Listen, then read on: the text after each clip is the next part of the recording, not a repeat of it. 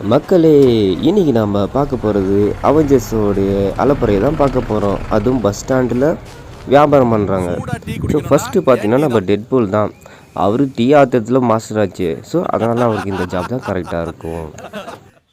அடுத்து நம்ம Iron Man. So இவருக்கு ஒரு தியாகத்தோட வெளிப்பாடாக இவருக்கு ஒரு புனிதமான ஒரு ஜாப். அதை செய்கிறாரு அவர் பிடிச்ச மாதிரி. நம்ம ஸ்பைடர்மேன் குரங்கு மாதிரி அங்கிட்டு இங்கிட்டு தாவுவார். ஸோ அவருக்கு இந்த ஜாப் கொடுக்கலாம். ஸோ பனானா சேல் பண்ணிகிட்ருக்காரு பஸ் ஸ்டாண்டில்.